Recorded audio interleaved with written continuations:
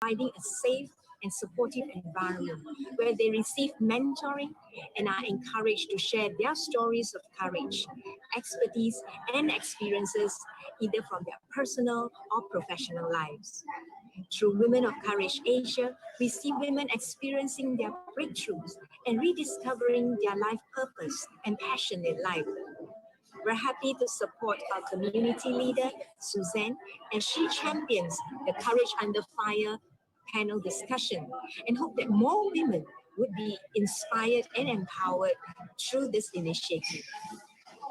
So if you want to find out more, join us on 18 November 2020 and we'll go live virtually on YouTube, Zoom, and Facebook Live. See you soon.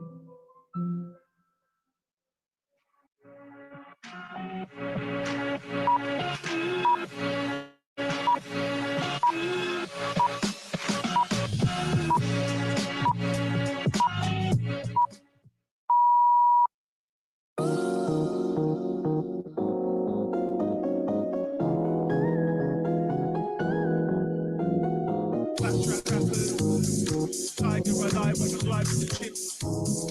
Five with the whip. Tight with the grip. See that I sip. Beat and squeeze. Crisp. Grips.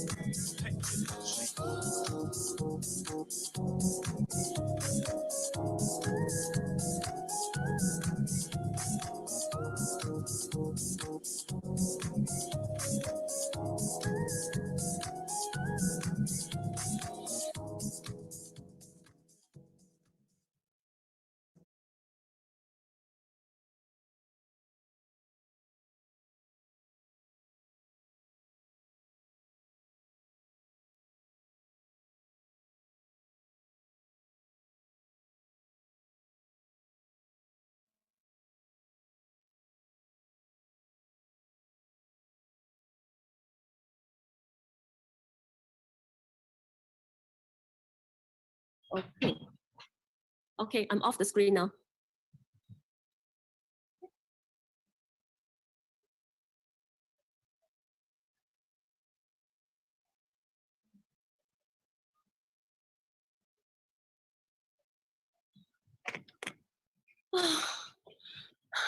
Wow, just in time.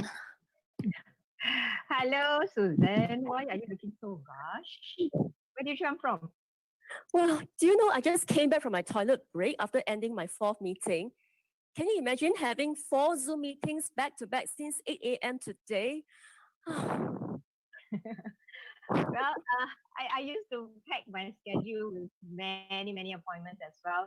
And I was like almost at the brim of burning out. So that's why I have developed my own time management system to ensure a work-life balance. Wow, good on you. Now, for most of us, working from home does not seem to give us any work-life balance at all. Now, okay, let's quickly focus on doing our program now. All right. Okay, good afternoon, everybody. I'm Suzanne, and I'm the founder of Stories That Matter Community. And I am Lillian, founder of Women of Courage Asia. And we are your hosts for today's 2nd episode of Courage Under Fire. Yes. So everyone, good to see you online. You can go on to Women of Courage Asia YouTube channel, as well as Women of Courage Asia Facebook Live, our Facebook page, and even at Stories That Matter Facebook Live. And some of you are registering through Zoom, watching from Zoom. Yes, and in today's program, we are going to go deep to discuss one issue that you and I as women have been concerned about, and that is how to manage work stress to obtain optimal work-life balance that we want in this COVID-19 period. And that little private conversation that Lynn and I had just now is just to give you a taste of the headaches, the struggles that women face when they had to juggle between their work and family time and the sacrifice that they had to make for their personal time. Now, Lillian, do you know what I found out recently? Oh, what did you find out? I realized that almost all the surveys that were published on the impact of COVID-19 on work issues, mental health, women were identified as the most affected group. And this is a common pattern that runs across different cultures, countries, and economies. Wow. I mean, that is alarming, but yet actually not very surprising because we women wear so many hats, right? And I Yeah, also true. noticed an increase in the invitation for me to speak and talk about how to build mental and emotional resilience, especially during this pandemic period. Yeah, so the statistics are alarming, but yet not surprising. All right. Okay, so in today's program, we were going to have three working women from very different professions to share their experiences on how they have juggled between work and family in the home space during the circuit breaker period. Yes, and we are going to find out, what working women can do on their own and what kind of support they need to help themselves keep their stress level down, and in control and take care of their mental and emotional well-being. So for those of you watching Courage Under Fire for the first time, so today's program is the second episode of a five-part monthly virtual lunchtime panel discussion series. So we live stream this on the third Wednesday of every month, starting from October to February 2021. So now, Suzanne, what is the quick story behind Courage Under Fire? Well, Courage Under Fire is launched as a passion project collaboration between Stories That Matter and Women of Courage Asia. And just to share with you, I'm not just a co-founder for Stories That Matter Facebook community. I'm also a community leader with Women of Courage Asia. So we came to a point where both communities felt that there was an urgent need for us to create a platform where women can come together and give conversations, share stories on how they have been under stress, under fire in the different aspects of their life, in their work, their business, their relationships, especially in this COVID-19 period. And I think a lot of people want to find out how they have managed to step out of these fires, step out of this stress to build a better future, a way of life for themselves, and how they can eventually transform and inspire people, inspire lives with these experiences. Yes. And in fact, I would say that this project is very much in line with Women of Courage Asia's mission to empower women to move from fear, self-doubt, and limiting beliefs towards living a life of courage, purpose, and freedom. And equally important, this project is very much in line with the belief that Stories That Matter community upholds, and that is each of us, yes, each of us have a story to tell, that the authentic stories that we share can actually help to build empathy and also help to motivate and transform lives. Right. So without further ado, let's move on into the program now. So to start off, all our speaker panelists will be sharing their stories on their highs and the lows of juggling between work and family. Yep. And then we're going to continue our conversations with them in the panel discussion, which will also involve a psychotherapist giving her expert advice. Wonderful. And this will be followed, and this will be followed by a Q&A session where we'll get the audience, all of you who are watching our program right now, your feedback from our Zoom chat and also our Facebook chats.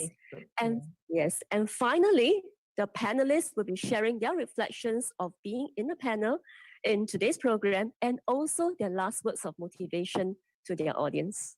Wow, that's a mouthful of introduction. Well done, Suzanne. Yes. Okay, now before we go on into the speaker panelists, just a little bit of house rules, because we're going to have Q&A, right? So, if you have any questions, do drop them in our Women of Courage Asia Facebook page, comment, and also in the Stories That Matter Zoom chat as well. Okay, so before the Q&A session begin, we will consolidate all these questions and then we'll pick a few on the spot. But don't worry, for those questions that are not being addressed in the show, we will provide the answers in the Women of Courage Asia Facebook page and Stories That Matters Facebook community group.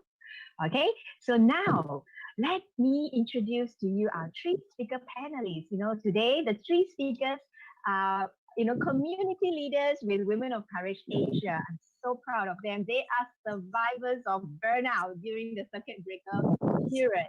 Okay, so first of all, I would like to bring on Lynette Carr. All right. Hi, Hi, welcome, Dylan. Hi, Lynette. Suzanne. Hi, good to see Hello. everyone. Okay, a very quick introduction of Lynette. She holds multiple roles as a coach, facilitator, and mentor. She's also an office bearer to three parent support groups, right? A wife, mother to three beautiful kids. Putting her family first, she has left her high flying corporate career with an NMC a year ago, right? To step into the space of coaching in women and parent empowerment. And as a certified coach with a master's in image consulting, Lynette has also helped corporate executives develop their inner potential and achieve an integrated work and family life. So she also takes time to volunteer with her family and help communities in need.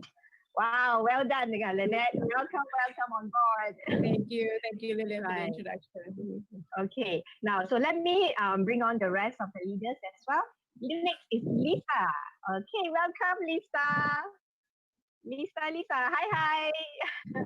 Right, Lisa is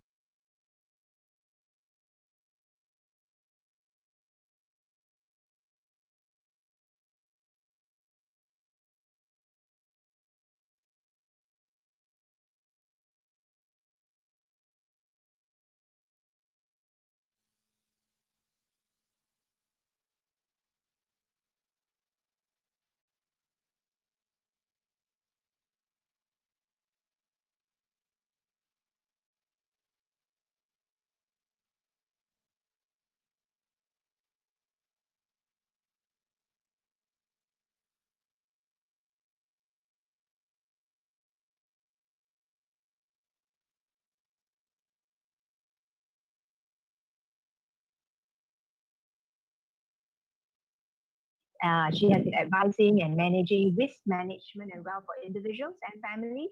She used to be in the accounting and auditing line before switching to the financial services industry. I understand that for 12 years, you have been helping clients find peace of mind in planning for their needs in insurance and retirement. And as a mother of two children, attending primary school, she can identify with families who have children and knows every parent wants the best for their children. So thank you, Wendy, for coming on board. Right. And last Thank you but for not having least, me. yeah, welcome. And but not least, we have our guest panelist today, and that is Sarah Poe. Hi, Sarah. Welcome.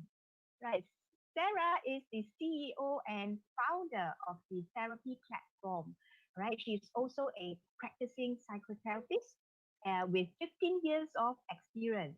In the course of her psychotherapy career, she has worked with people diagnosed with depression, anxiety, OCD, eating disorder, the list goes on. Gender dysphoria, paraphilia, personality disorder, social phobia, addictions, how do you pronounce this? Kleptomania and schizophrenia, right? Sarah, we understand that you are a sought after mental health speaker, and even recently you are one of the guest speaker in Holding Space.sg, a webinar campaign against sexual abuse. Thank you, Sarah, for setting aside your time to be with us today. Right. So over to Thank you, you. Suzanne. What's next? Right. Thank you, Lillian. So, ladies and gentlemen, you've probably heard about the anxieties, the stress, and the sense of joy of finding a way to a productive, happy work-life balance. So let's all discover them all in this storytelling segment. And we are going to now join our hands together to invite our very first speaker, Lynette. Lynette. Hi. Hi, Suzanne. Hello. Hi, Lynette. Hi, The hi. stage is yours. Yeah. Oh, the to stage share is with us. mine. Okay. Yes. So you'd like me to share a little bit about, I guess, my story and how I've journeyed through. Yes. So, okay, so so as Lillian has introduced earlier, I'm a mother to three kids. Um, I got married very early when I was 26, actually, when I started a new family, and all that happened very fast. Newly married, young family, new career, And my partner actually works in the maritime, so which meant that shortly after being married, he went on board to sail. So that left me alone staying with my in-laws. So it was very frightening then for me at that stage.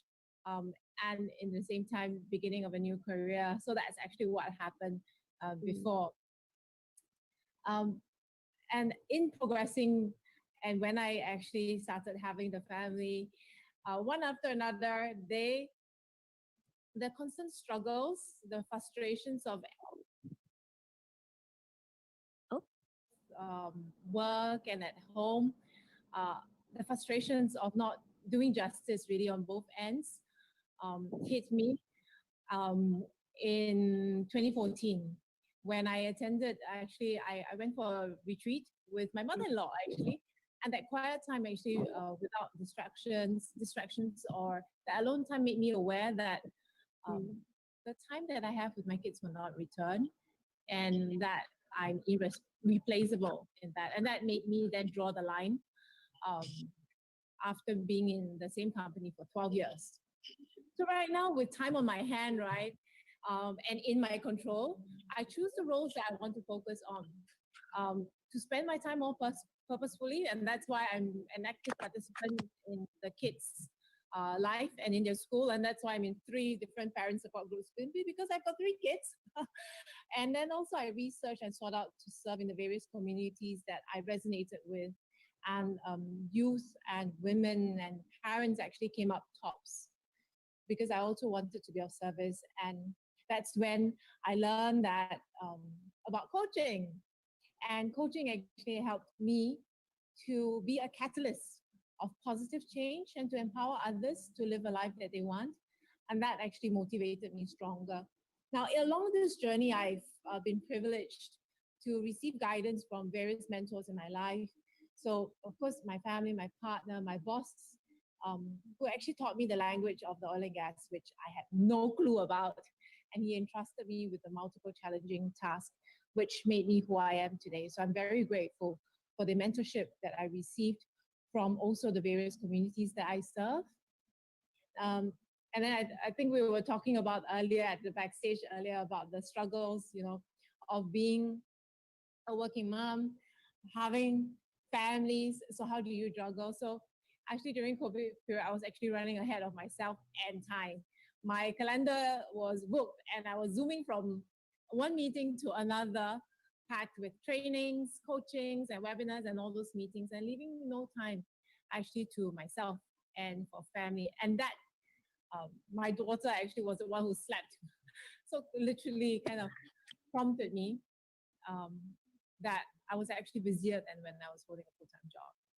And that comment brought me to an abrupt stop because the reason of why I started doing what I'm doing um, then gave me that shock back to stop and to hold. So right now I actually do a calibration, I call it, pretty often, and to live that authentic and purposeful life that I seek. And now it's of acceptance of the roles that I have, and really to make the best use of the times I have, balancing, economic freedom, family, and also altruism, because I believe in giving back.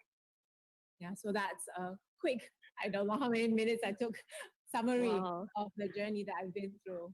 Wow, yeah. Can we give Lynette a big round of applause? Thank you. Yeah, wow. You are one amazing woman juggling between so many roles and still being able to find a life that you have desired to live. Congratulations. And we're going to find out more about you afterwards at the panel discussion. Right. Yeah. This is Before you go on Okay. to the next one, we just want to say hi to Carol. Carol, who has Yes. commented. Oh, yes. Hi, Yeah. Carol. Hi, Carol is Carol. also one of our community leaders in Women of Courage Right. Asia. Right. So next Okay. up we have. Yes, and the next person that we're going to invite to the stage for airtime is Lisa Chong. Lisa, Yay, the stage is Lisa. yours. Hi Yeah. everyone. Yeah. Hi. Yeah. I think as you guys have heard from Lillian, I'm the founder of Stellar Maternity, but apart from that, I'm also still a full-time working finance executive. So a little bit more about myself, like how this whole dual role started. So, I was a new mom to a baby and toddler and having to juggle the intensive work and pump schedule and whatnot. And I was getting very stressful. And I guess then I started having I was constantly plagued by negative thought and I was overwhelmed and crying at every little thing. Then I kind of really snapped and realized that, things got to stop when I actually had thoughts of harming my children. So I guess that brought everything to, yeah, I mean, with that kind of thoughts, I just had to confront my own, I had to confront myself and what I was going to do with it. So after that, I started with a self-discovery journey to, take a step back from my role with the help of my husband. I did some fashion courses and whatnot, and that led to me eventually starting Stillen, because that provided me a creative avenue to channel some of the frustration that I have, and also it gave me the link to maybe moms out there, and I wanted to be able to share more of this kind of struggles that I faced postpartum. And I think there are many women out there who struggles with the dual role of having to balance work and family. So I mean, there were a lot of fears and challenges along the way, but I finally reached my dreams of being an entrepreneur. And I guess I'm just here to share my story of hope with many moms out there as well. And circuit breaker was something that took another hit and toll on the business and my personal life as well. Dealing with the kids and whatnot is a whole new level of it's a whole new level, a new ballgame for many of us. And I guess there were a lot of lessons that were being learned on the way, and I guess we'll touch on them later on as we speak on here. Yeah, so that's all for me here. Oh, wow. Thank you so much, Lisa. Yeah, so Suzanne, who is next? Yes, we want to commend Lisa for sharing her story on how she has found a passion in life in building this business from a creative input. And the last person is going to be on stage with us sharing her story is Wendy Teo. Wendy. Yes, Wendy, all yours. Yes. Hello, everybody. Okay, can you all hear me loud and clear? Okay, great. Okay, yeah, I just wanted to share a bit of my story.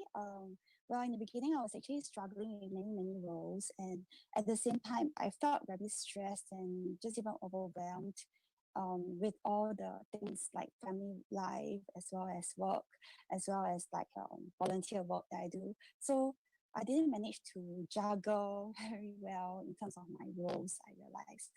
So when I realized that I was actually very tired and very depressed, and then was actually about to suffer burnout, I realized that something had to change inside of me. So then I was like praying about it. Then I actually recalled someone introduced me this thing called a morning routine by Hal.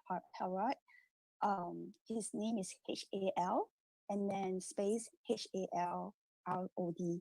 So I went to check out YouTube again, and with this newfound motivation, he actually used the word acronym SAVERS.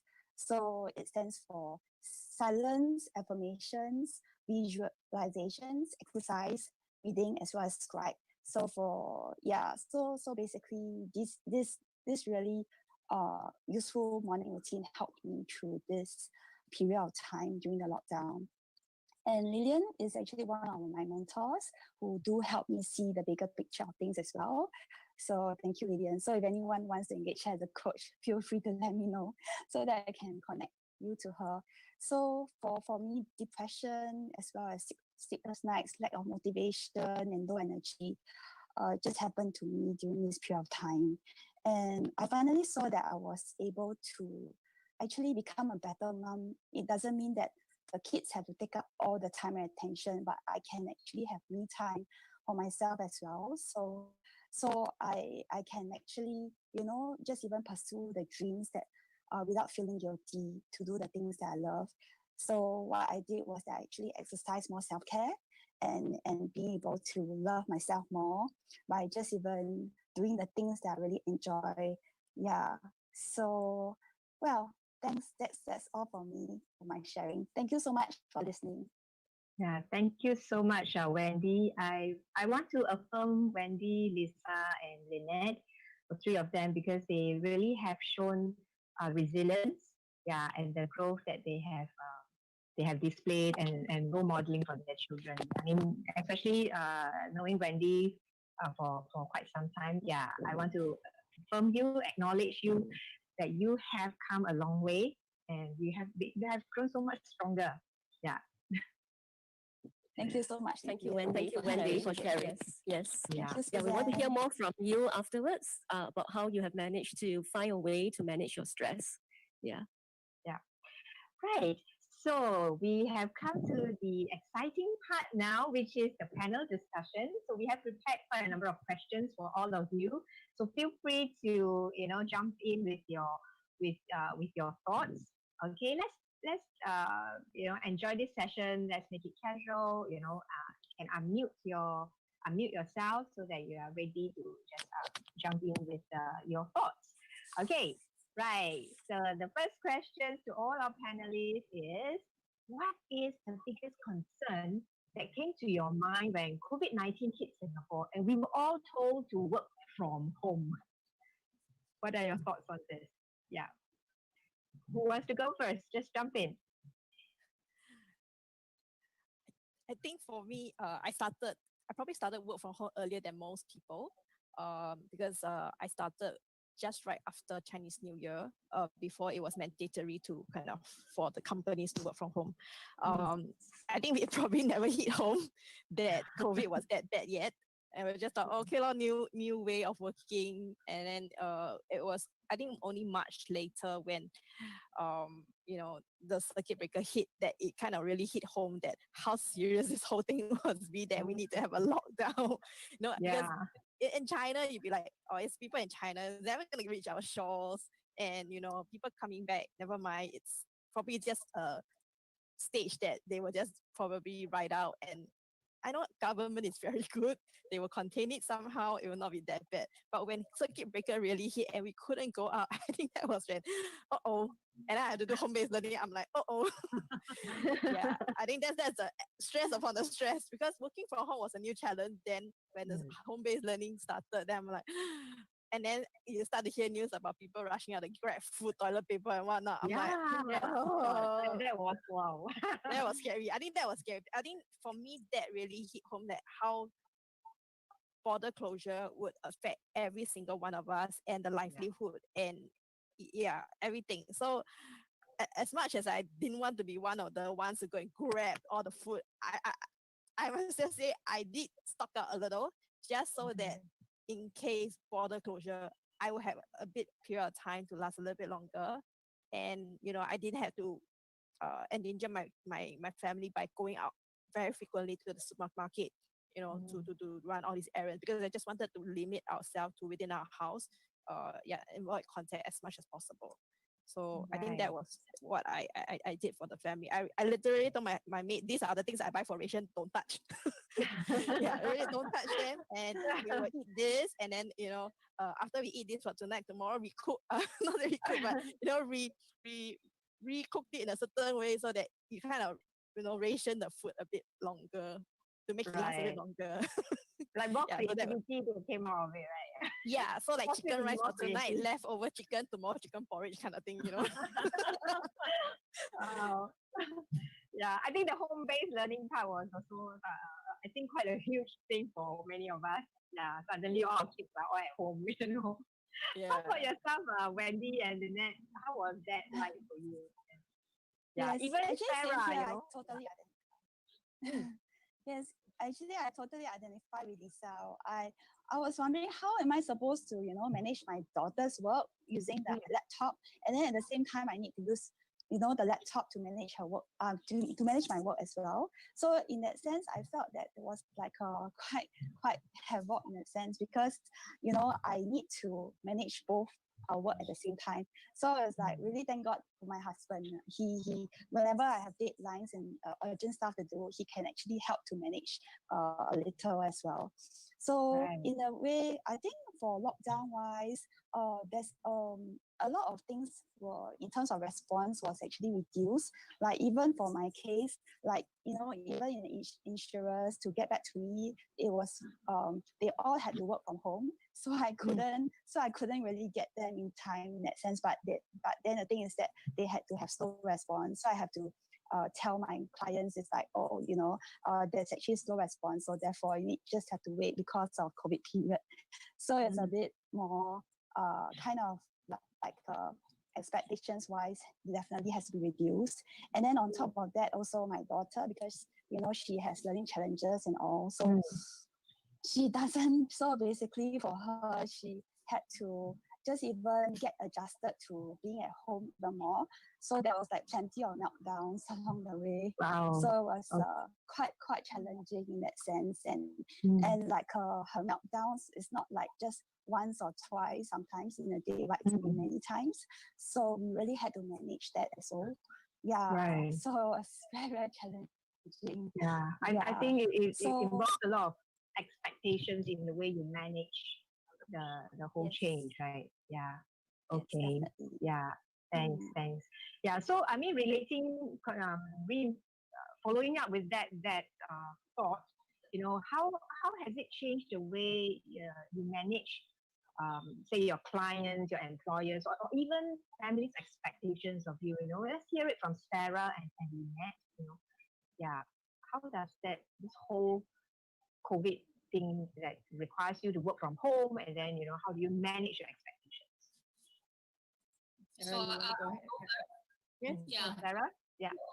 Actually, I started my own private practice in end 2018, where I started giving online counseling. So I've been seeing my clients over Zoom, over telehealth platforms since I started my private practice.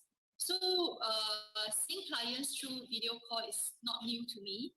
Therefore, when COVID-19 hits and during the lockdown, when all counseling services is to be delivered over online platform, I did not feel a very big change in the way I conduct my sessions. So that is actually a bit of consolence that in a way it just went smoothly into it. But I do have clients, interestingly, who sees me for face-to-face sessions. They just never, they just wait it out during the lockdown period to see me only after face-to-face sessions is allowed to resume. I think I can totally resonate with that. Because because of the COVID, the lockdown and all that, suddenly my appointments is even more.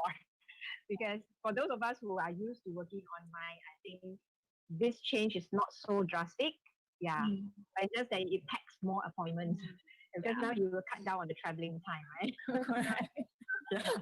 You, like I said earlier, you zoom in and you zoom out, and then the next thing you know, oh, it's lunchtime. Oh, it's dinner time.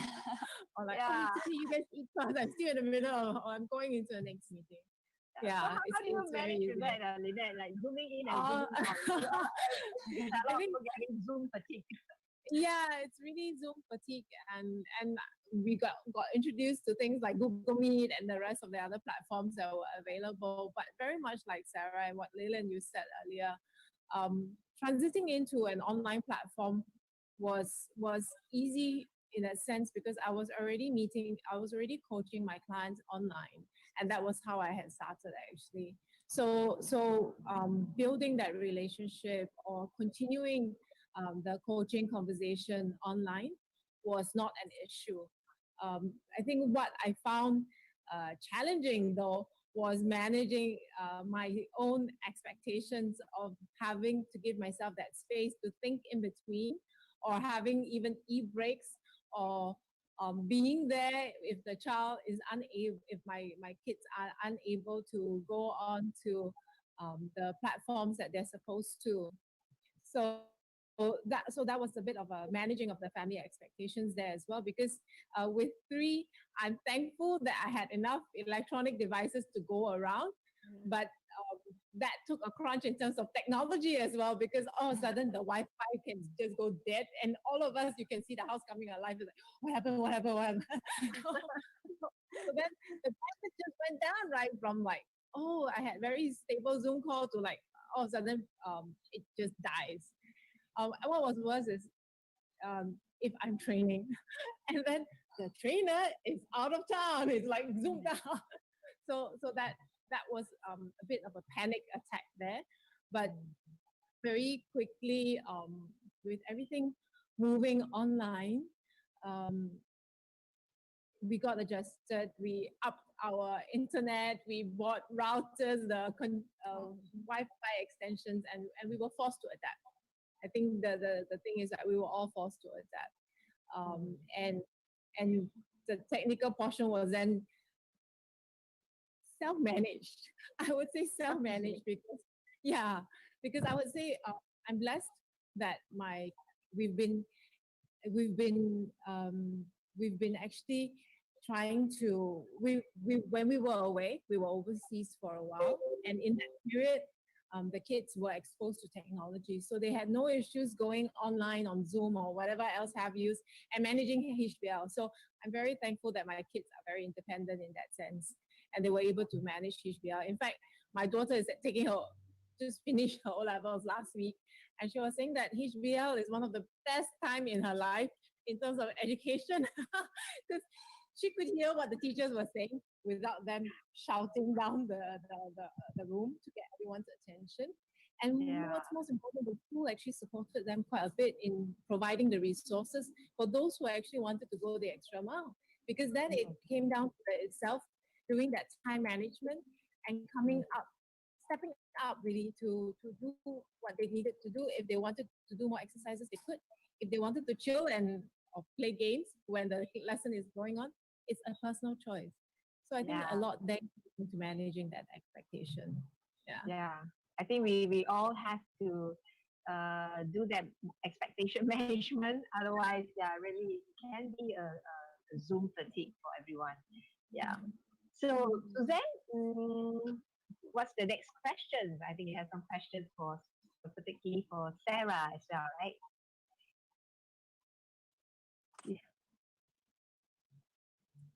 Okay, can. All right. So Sarah, we have actually heard our speaker panelists sharing about the kind of stress that they went through in the very early days of circuit breaker for COVID-19. So based on your experience with your patients or consultations with them, what are the common telltale signs that are shown or experienced by women whose physiological, mental, and emotional well-being are greatly affected by burnout? Okay, so during the period, I did see an increased number of clients seeking help, mainly because of the changes that they have experienced. They have to experience isolations. They used to have a more active social life, meet up with friends. I have clients who feel a difference by having a working environment, being in a working environment where people are open to chit chat. That helps to de-stress, provide a avenue to de-stress. But losing all this, being in connection with people, can be rather distressing, for many of us. And this is, I think, one of the biggest reason why people has been coming forward for counseling, because they are losing their usual social support over there. What's your next question? I'm not sure whether I did answer your question. It seems like there's a serious. Okay. Basically, this is a question for you on the common telltale signs, but we definitely can explore more on this area. So we're coming back to you, Sarah, afterwards. Okay, but thank you, Sarah, for sharing with us so much on what are the signs that we should be looking out for, yeah, for burnout.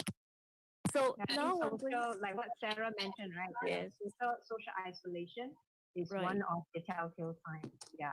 Mm, Okay, good point to Yeah, take note of. actually, yes, as I think especially women who have, like Sarah said, right, who are very used to social support outside, the external social support, or even the friends that they will have, the colleagues that they will have that will support them when they go to work. That in human interaction is actually really missing during the lockdown period.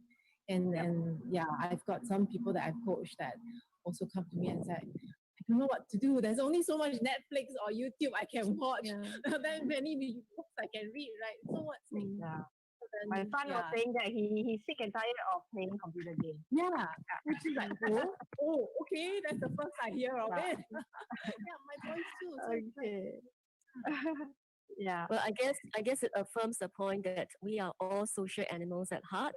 We all yearn to have good connections. Yeah, even though we look at the phone, we look at mobile phone, we look at Netflix all the time, but in our heart, we want to talk to people. deep Yeah, down. Deep and then down, that shows, right? Yeah, that's Okay. Right. Yeah, right. Okay, now we are moving on to the next question. All right, and this is a question that we want to raise it to all the speaker panelists, Lynette, Wendy, and Lisa. Now, at the very early part of the circuit breaker period, or rather, think about the part of your life when you go through the circuit breaker period. Is there one experience where you had experienced an intense burnout when you work from home? One of you can start the ball rolling by sharing with us first. Yeah. And how did you cope with that burnout? Yes. Yeah. I think I can go. Yes, Lynette. Okay. I was like I was sharing earlier, I kind of was slapped in the face. So because I was very used to doing coaching online, I continued, and because everyone is forced, right? So people were very receptive to having that coaching conversation online as well. So it was also there during that period where I clocked quite a lot of time towards my professional certification for coaching. But that meant that if I'm here, I'm not with the family. And that took time away. The intense burnout came because I started doing training online as well. And with coaching training, that left not a lot of time in between to do my family obligations, like maybe even cooking a meal, for example.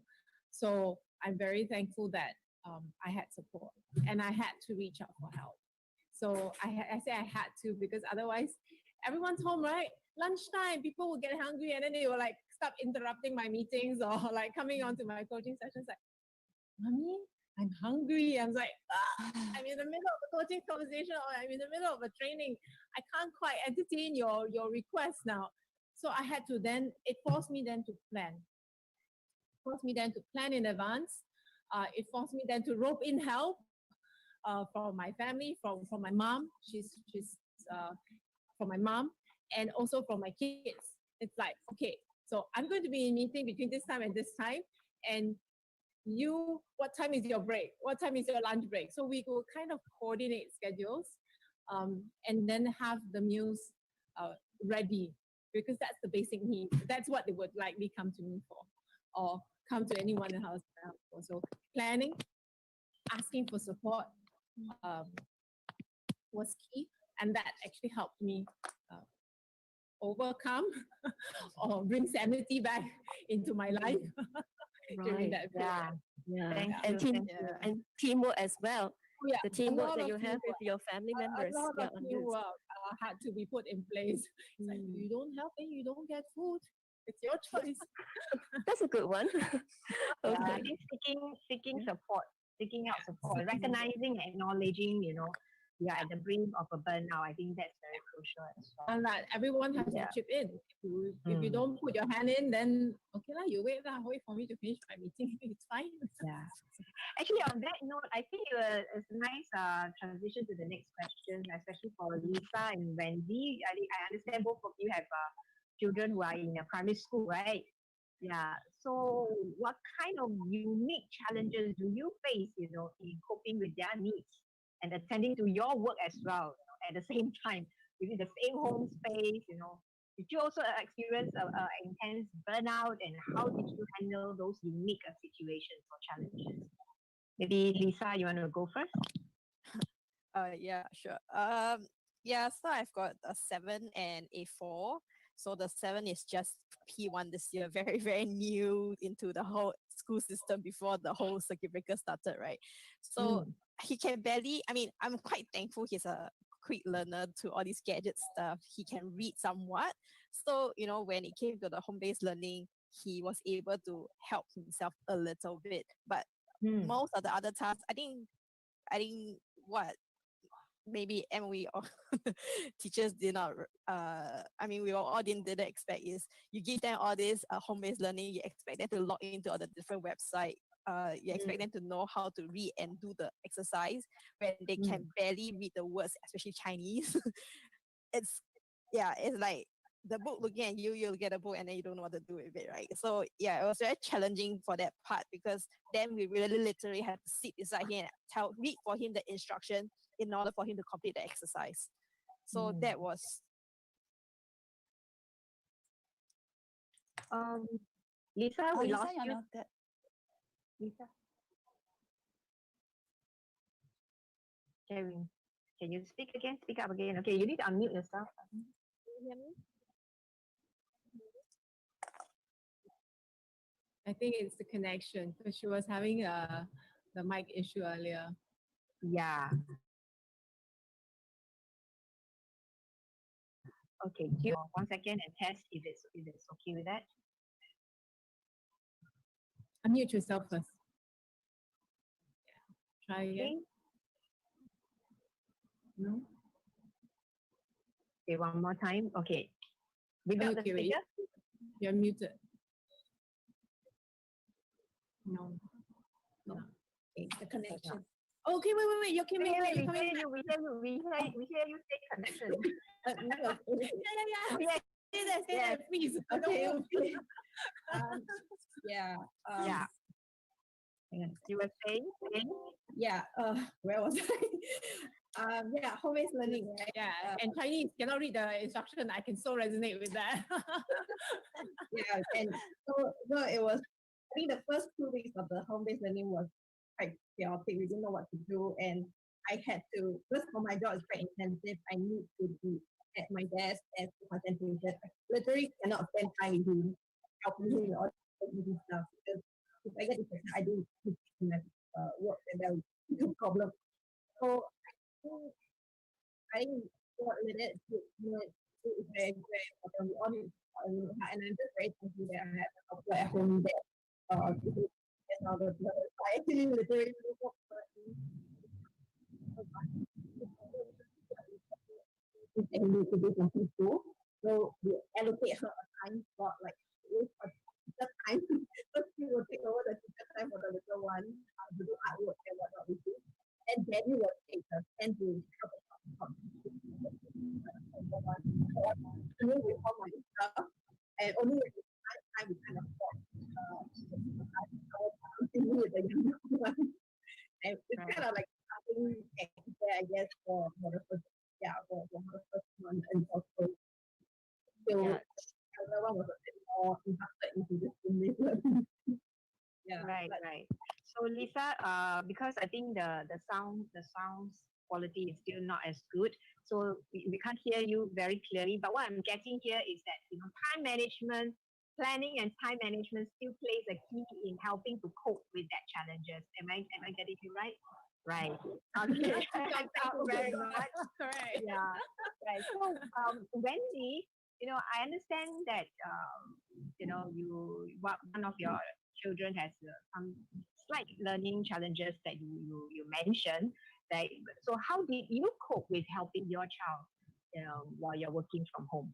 And yeah.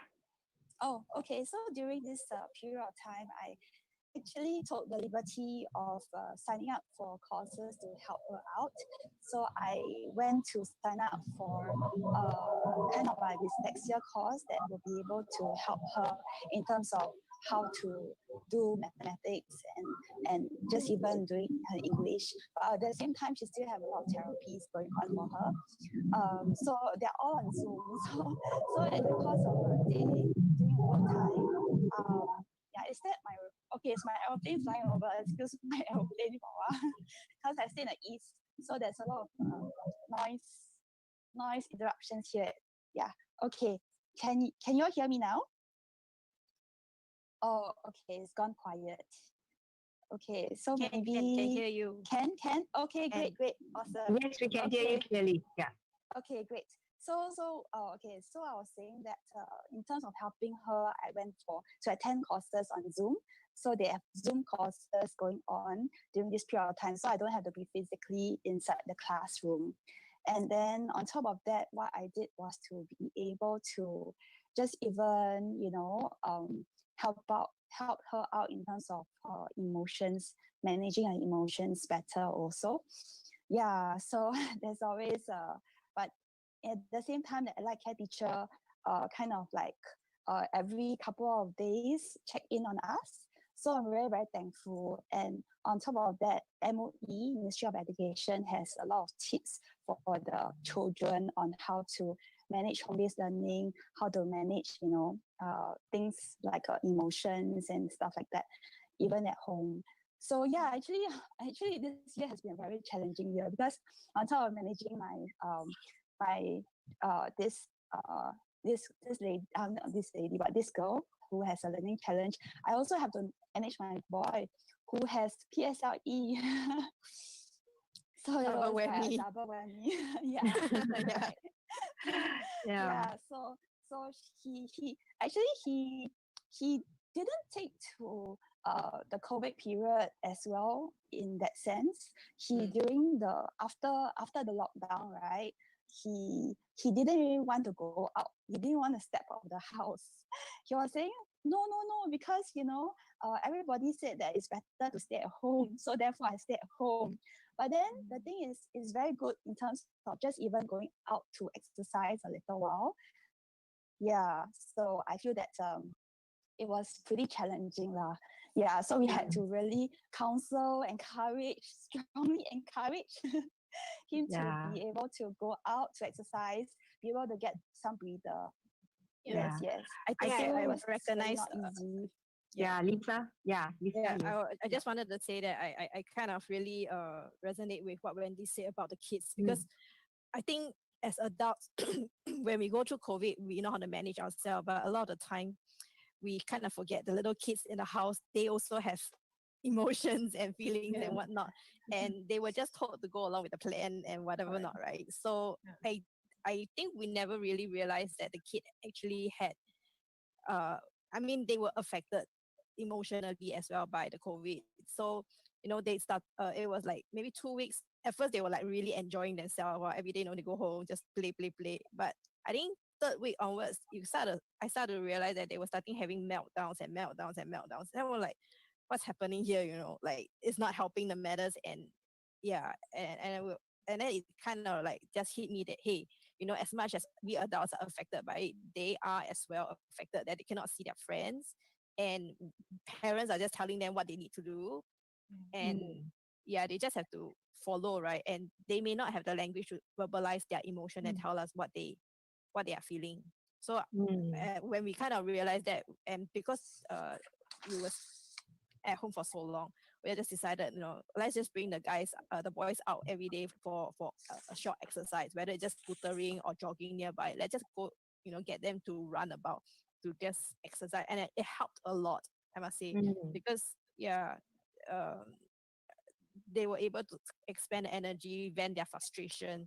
We were able to vent our frustration through the exercising with them as well. So I guess Right. I guess it helped everybody on the whole lah. Yeah. Yeah. I mean, from what I'm hearing from just now earlier, to go back to what Wendy has mentioned, I think one thing that I picked up was that, yes, COVID may, constrain everyone at home, but that actually gave you the opportunity to have the time to actually learn a new skill in terms of, the different skill sets that are required to help your daughter. So I think it kind of like play out pretty well. Instead of going on site for the training and all that, you can do those training online. Yeah, and providing more time with the kids lah. Yeah.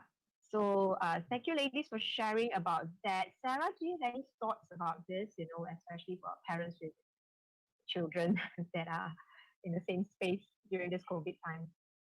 I Do you just have want any to say, thoughts about that? kudos to all the parents, kudos to Lynette, Wendy, and Lisa for having to, juggle along during these many changes in COVID times. All of us, play a role. In fact, we play multiple roles, right? Especially given women, traditionally, we are seen as the emotional pillar of the family.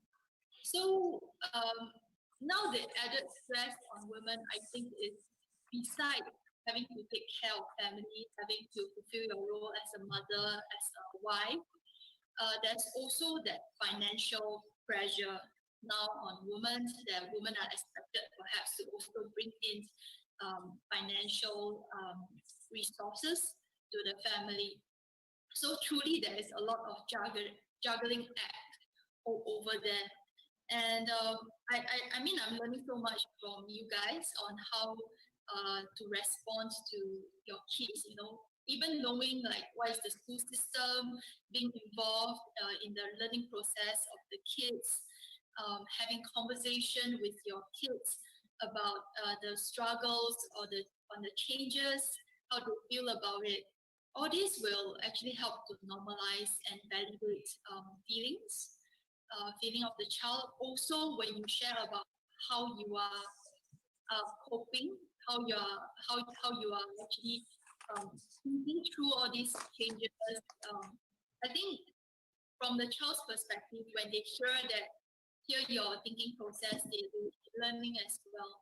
Yeah. So I just thought these are some of my thoughts when you guys were discussing about it. Yeah, Yeah. that's actually quite true, Sarah, because I think kids model after the parents, right? Regardless whether we like it or not, the good and the bad would always be modeled. Yeah. So when we talk with them and when we share our experiences of what we are going through as well, they know that, hey, it's okay that I feel that way, and it's normal. I'm not. Yeah. So thank you very much, ladies, for sharing your thoughts on this specific area. So I think, Suzanne, you have some more questions for Sarah, right? Yes, that's right. Let me just unmute myself. Oh, I'm actually okay. So Sarah, we've heard so much about our speaker panelists sharing on how they went through the stress, how they give so much time to care about their family, even though they're in the midst of rushing through work deadlines and meeting clients.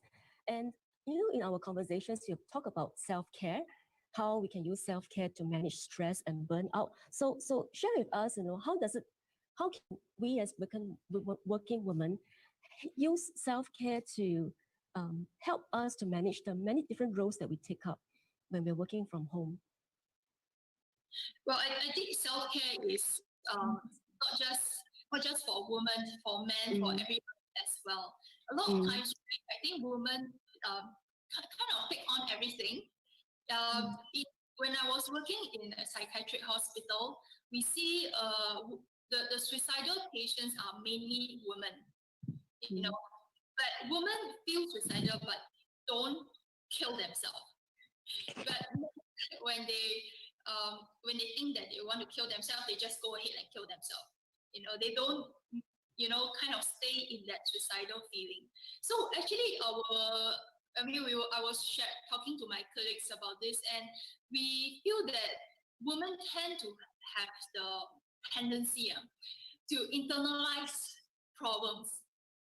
if there's problems in the family, they will take it on board and then they will think about it. They will be concerned about other people, because I guess women tend to have the natural tendency to empathize, and it's a strength actually.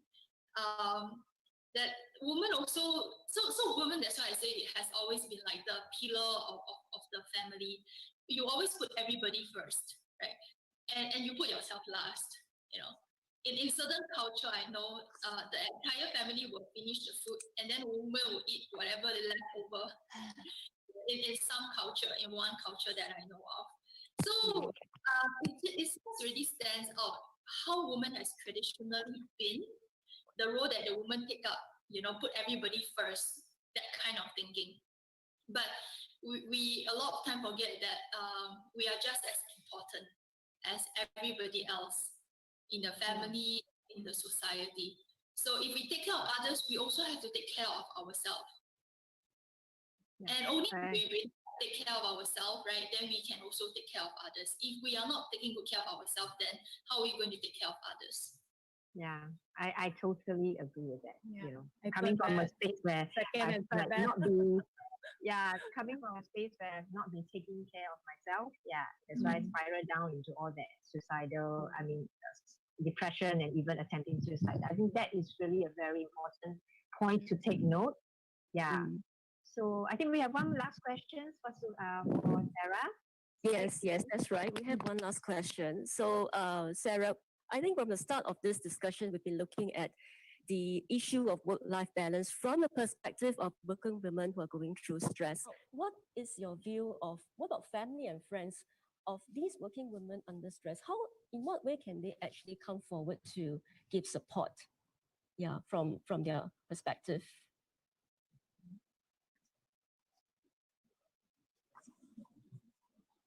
Yeah. Okay. We all need support, right? Women and men, right? And I guess for women uniquely, right, it's again, going culturally, our cultural background. You remember the times when like women sit at the void deck and then they pluck bean sprout. I remember when I see, some yeah.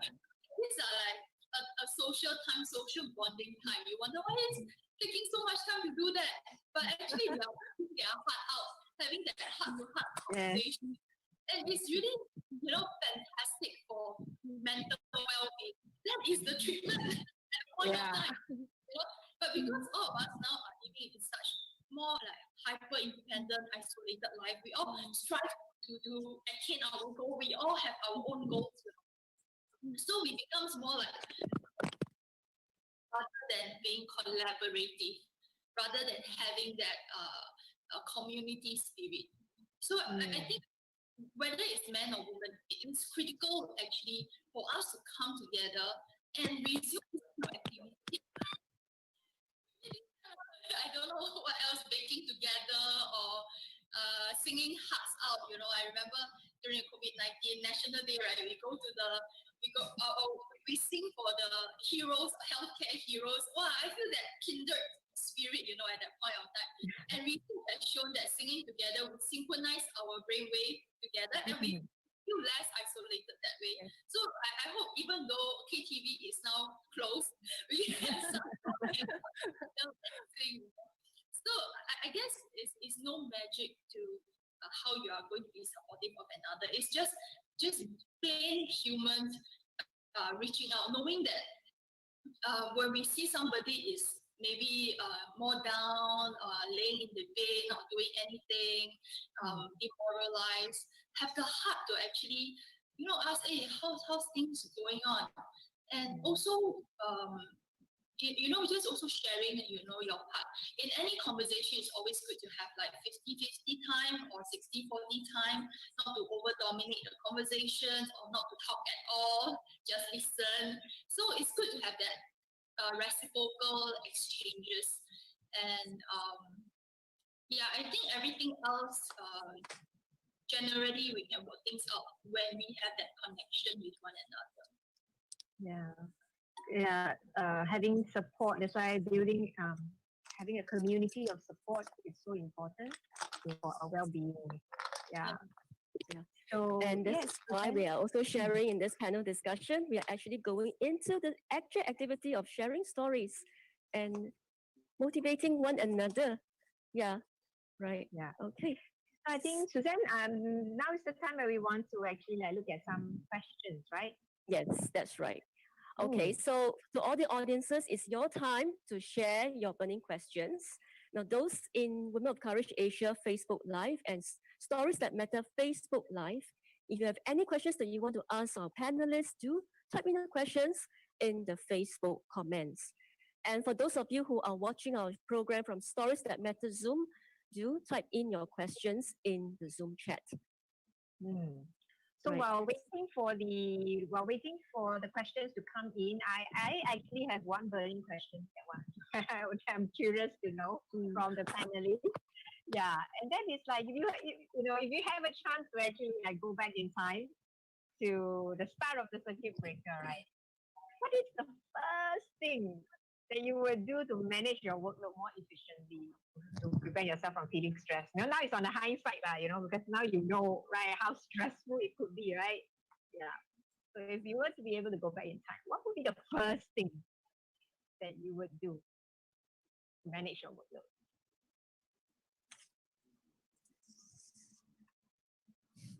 Now I all think deep in. okay. So I have an answer, but before I answer that question, can I just be cheeky and do a shout out based on what Sarah shared earlier about the kampong spirit and that when people come together and have that human interaction. That's why the Women of Courage Asia community was built. Yeah, it's really a sharing of stories amongst women to empower women. And Lillian is the founder, and she would be able to share. So we're having a we're all run by volunteers. There's no profit here.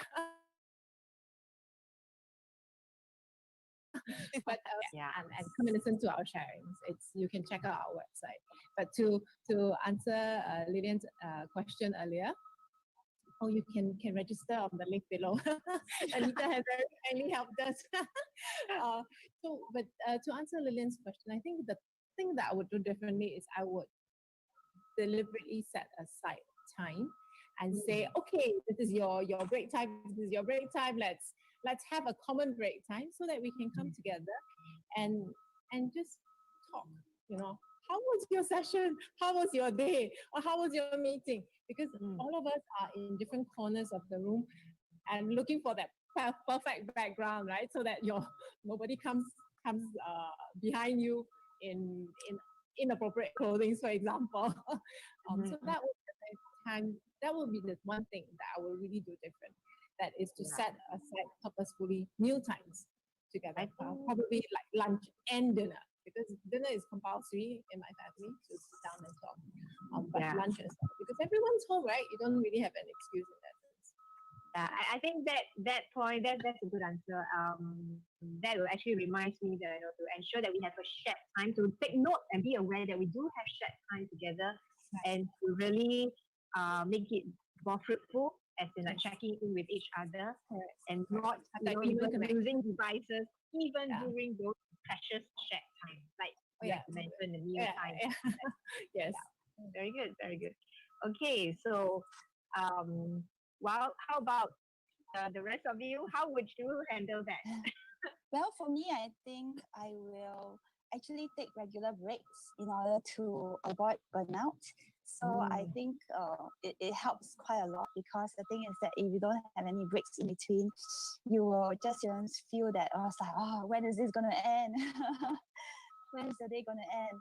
So taking regular breaks are very important. Wonderful. So yes. Yes, that's a great tip. Remember, take regular breaks. Take regular breaks. How about Sarah and Lisa? How would you? Yeah. Actually, what Wendy has mentioned, I truly resonate with me. And taking breaks and also stretching. Because we are seated, right, all the time. Our muscles are so tight in our hip.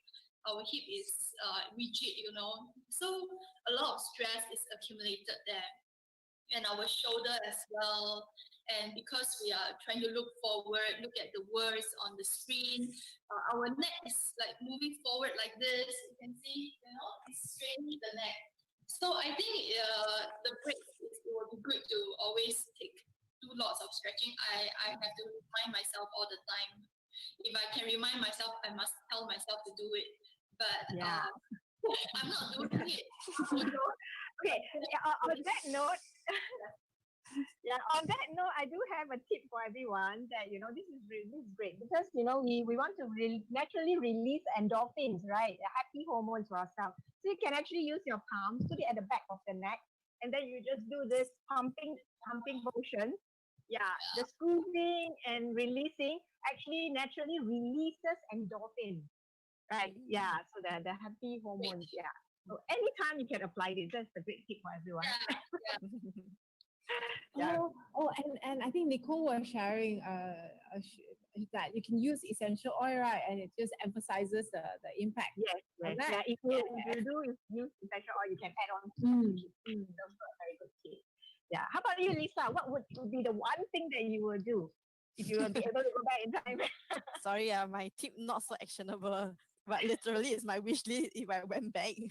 Um, I think for many of us, we actually saved our leave, hoping that one day the borders will open, will get just to go traveling.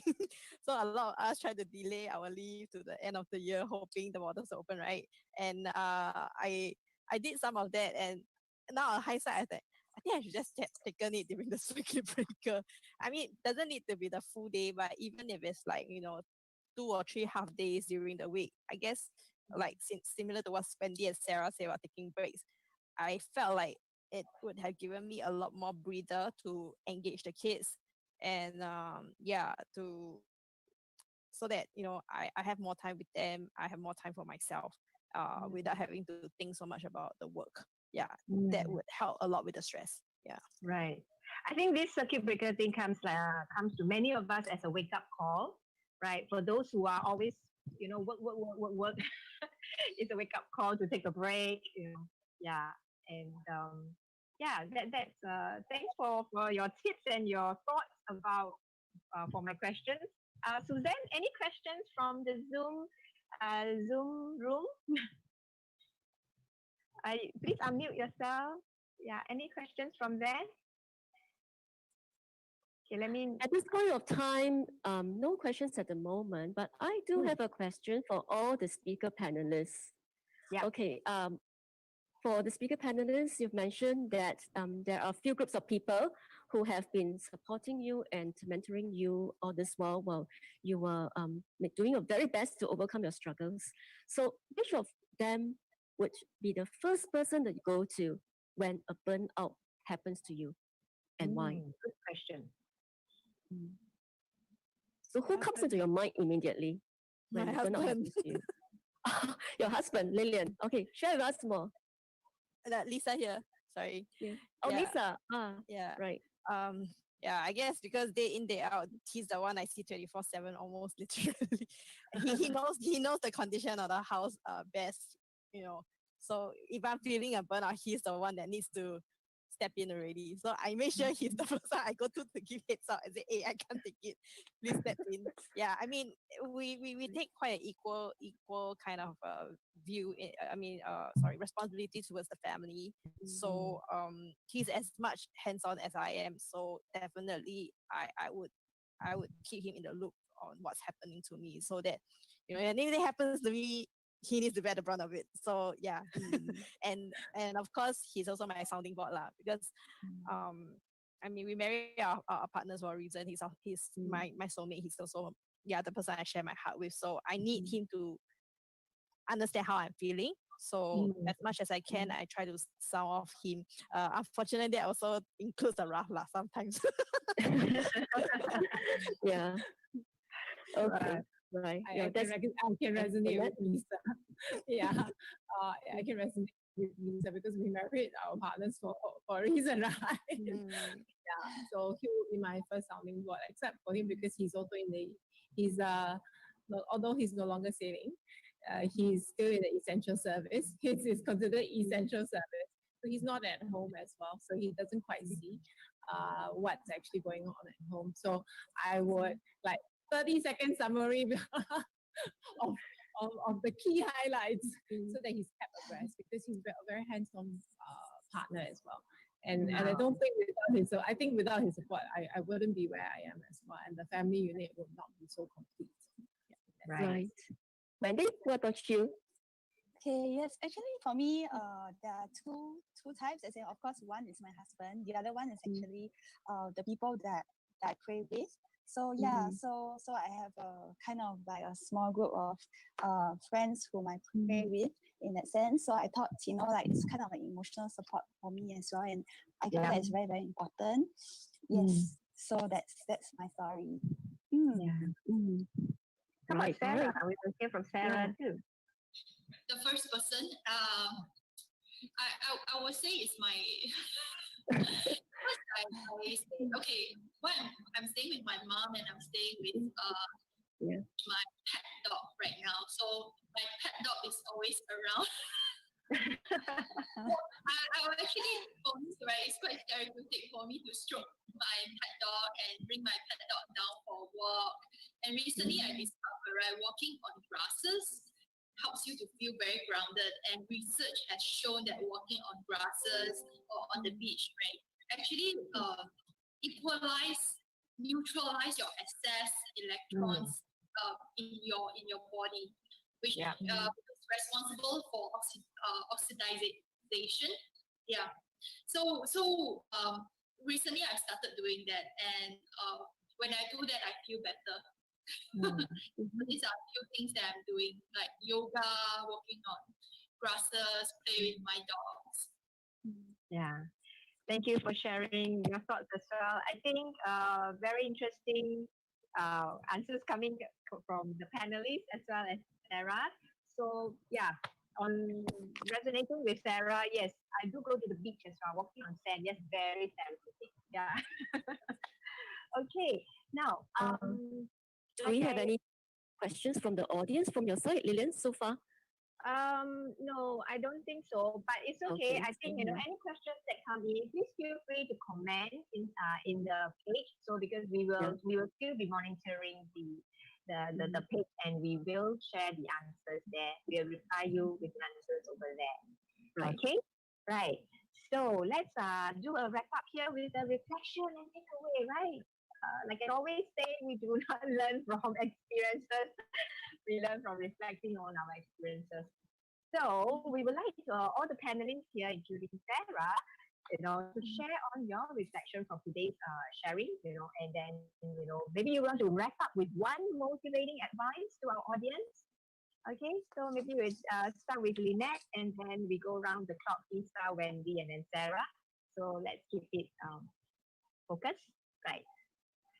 Okay, so I think in terms of reflection and takeaway, it's the first thing that came to my mind was what Lillian asked earlier. So now on hindsight, what would you do differently? I left corporate for family reasons, and that question grounded me back. And that reflection of that time away and the near burnout stage actually grounded me back. That's the reason. So keeping time aside for yourself is actually self-care as well, because when our tank is not full, then there's nothing to pour out. you can't pour out, and very often then you realize that what you're feeling, you are spreading. And being the emotional pillar, regardless whether you're single, whether you're female or not, male, female, whatever, you would still go through a process of burnout or of being pulled at all angles. It's important then to exercise that self-care. Right. So that's something that I'd like to leave with our audience. Thank you. Great. Yeah, Lisa. Yeah, so for me, I think looking back at the whole COVID situation, and because we were also caught up in all the new courses that we had to take, and there were so many other responsibilities that were being added to us. It took me, I think that took quite a lot of juggling and a lot of stress, and if I were to do them away, I think I still go back to um the sorry, how is I say, focusing on what's more important. I know somebody shared with me before about the imagery about the big stones and the pebbles and the sand. You want to. Oh, your mic went off again. Your mic went off again. Oh no. Lisa, your mic went off again.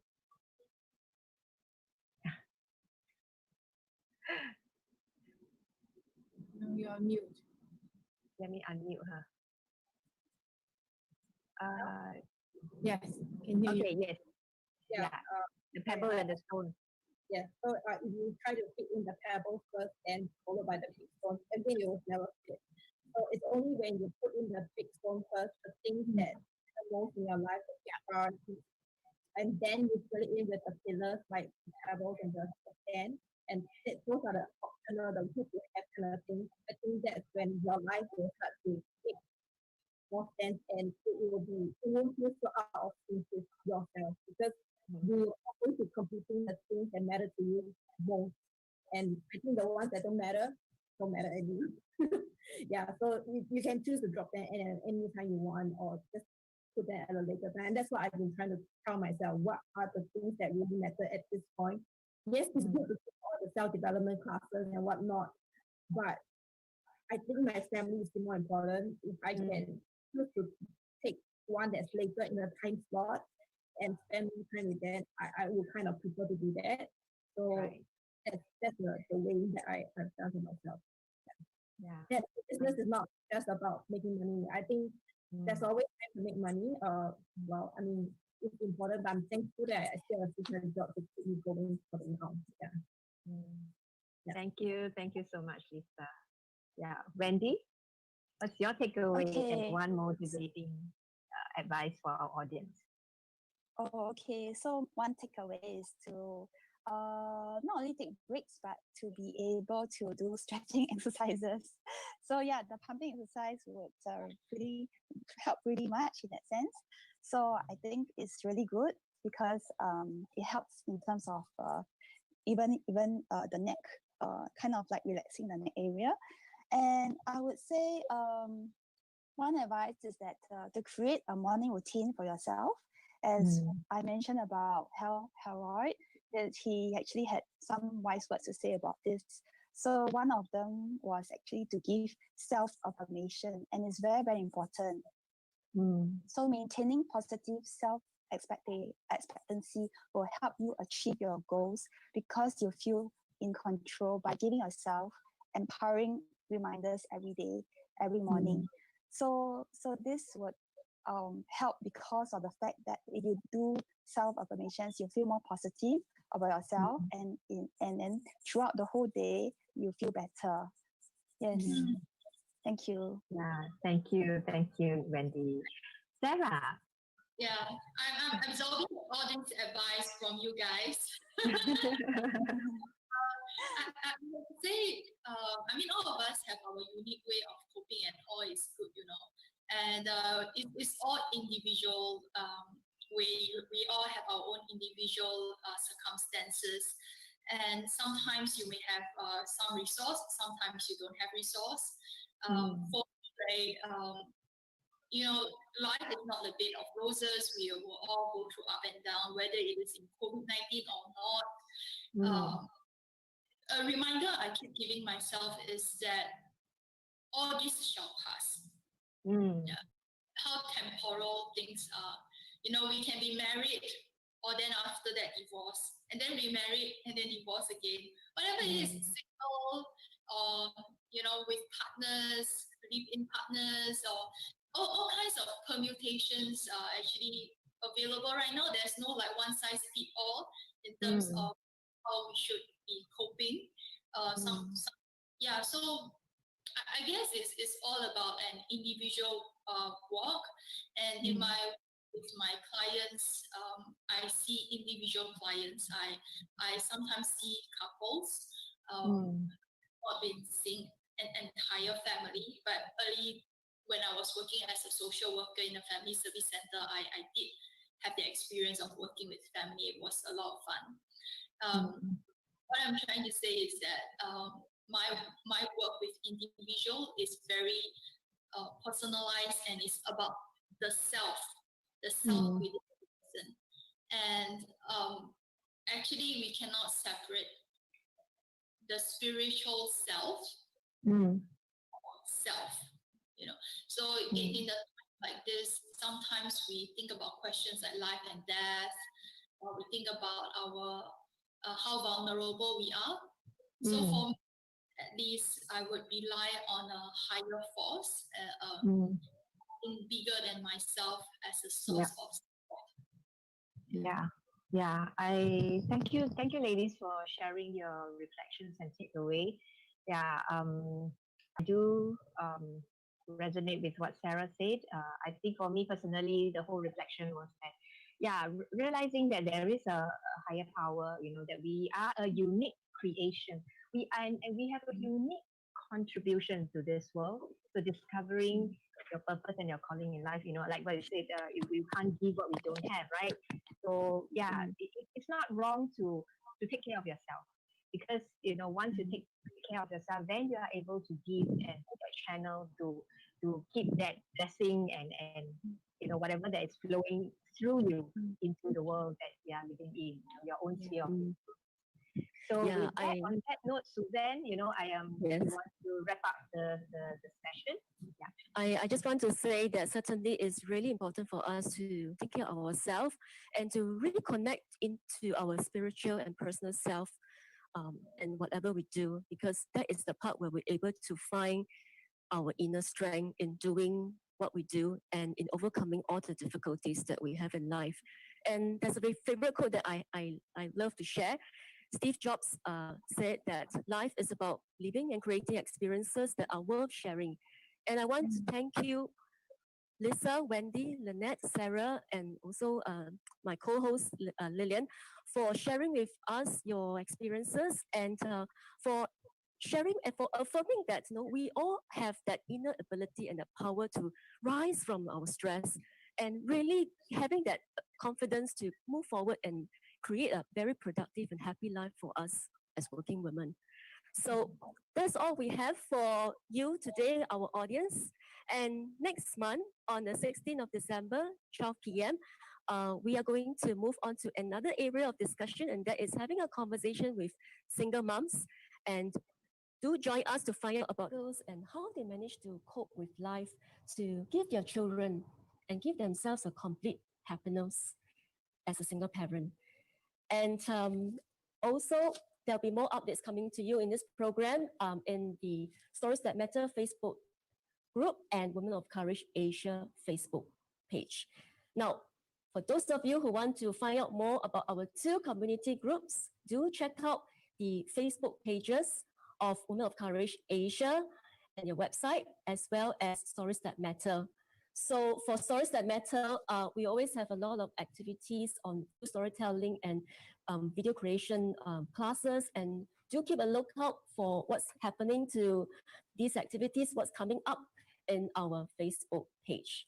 Right. So over to you, Lillian. You have an announcement to make for Women of Courage Asia. Yes. Yeah, they know we are all from Women of Courage Asia community, and we have our monthly empowerment meeting happening on the 24th of November. And in fact, Lynette will be our MC for that session. Right. Yeah, I couldn't tell it got arrow, And that's the first thing I did during circuit breaker. Remember, we had our first virtual meeting, right? You did a very good job. That's why, doing that again and again. Right. No, the community is fantastic.